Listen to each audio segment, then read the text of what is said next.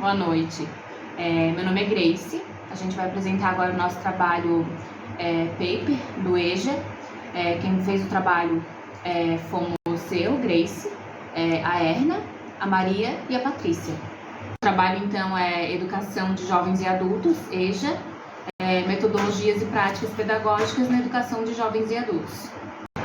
Esse trabalho apresenta como tema as metodologias e práticas pedagógicas na educação de jovens e adultos, entendendo que é uma modalidade de ensino em etapas que atende pessoas acima de 15 anos, compreendendo do ensino fundamental ao ensino médio. O perfil desses estudantes são alunos, na maioria trabalhadores, jovens e adultos, que não concluíram ou frequentaram o ensino regular em idade apropriada.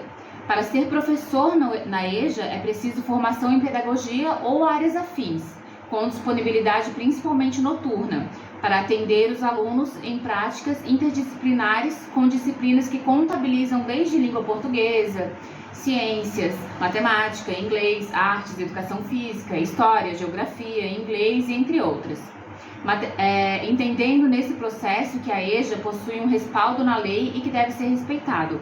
As práticas pedagógicas e suas metodologias devem visar a formação de indivíduos em suas realizações sociais, partindo de seus interesses e de modo interdisciplinar. Palavras-chave: educação de jovens e adultos, metodologia e práticas pedagógicas.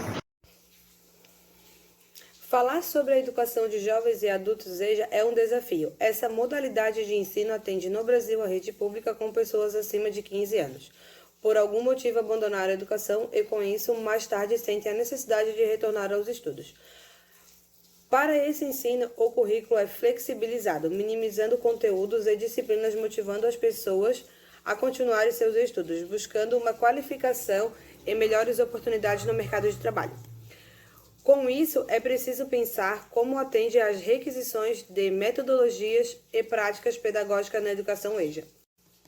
Fundamentação teórica. Assim, as metodologias e práticas ofertadas na EJA devem motivar os alunos entendendo que o professor precisa ser estimulador, realizando processos cabíveis como compreender seus alunos das individualidades, mas que isso permitir uma participação e envolvimento em práticas. Gomes, 2011, ainda menciona que o professor da EJA não é educador discipletivo.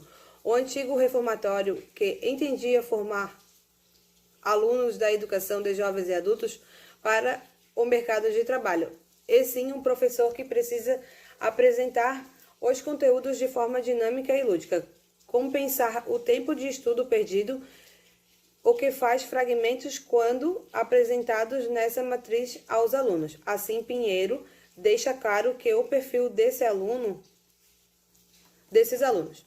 Os alunos da EJA são trabalhadores, pois muito cedo começou a experiência com o trabalho e deixou a escola regular por algum motivo.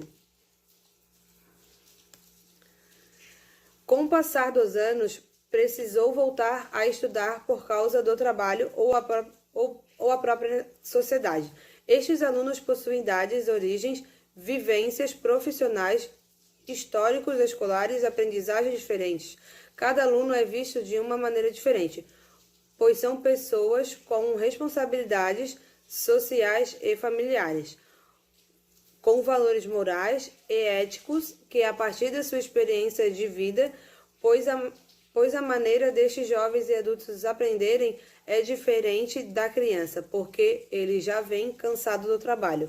Às vezes, já tinham parado de estudar há algum tempo, por isso o raciocínio fica mais lento.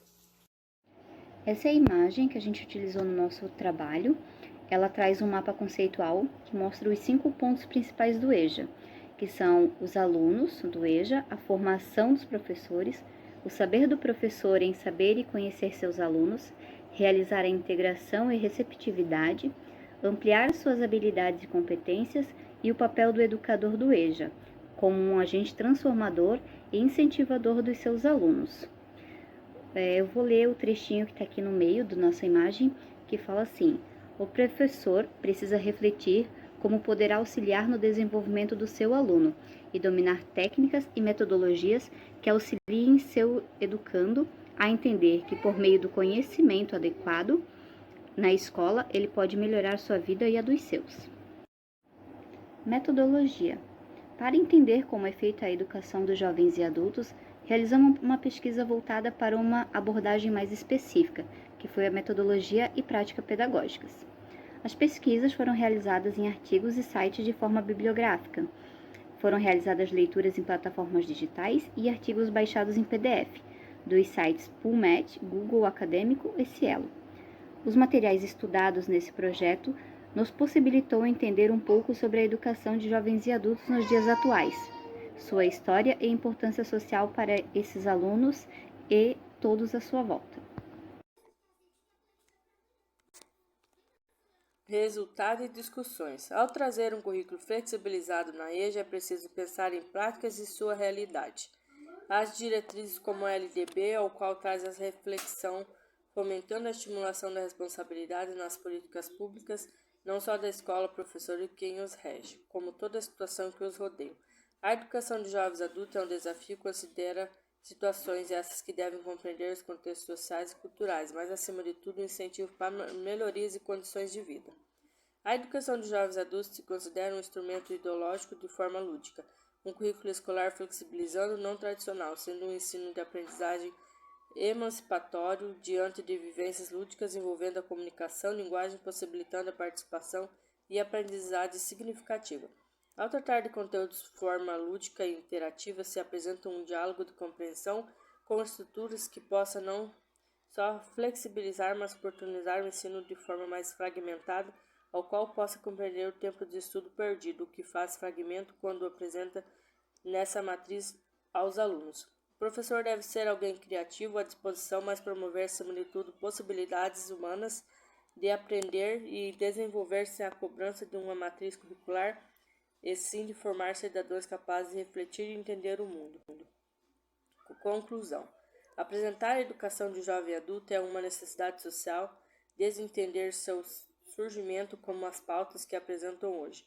É um fator histórico muito importante e que busca sempre encorajar e motivar os alunos em projetos sociais, esses sendo presenciais e à distância, mas com a possibilidade de formação.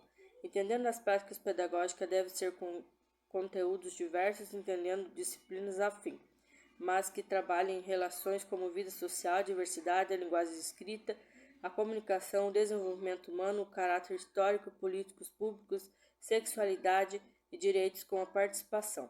Portanto, é um conjunto de práticas com metodologias criativas, dinâmicas e reflexão, atuando na qualidade e envolvimento dos alunos conforme suas necessidades de aprender. E essas são as nossas referências do nosso trabalho. Muito obrigada a todos e uma boa noite.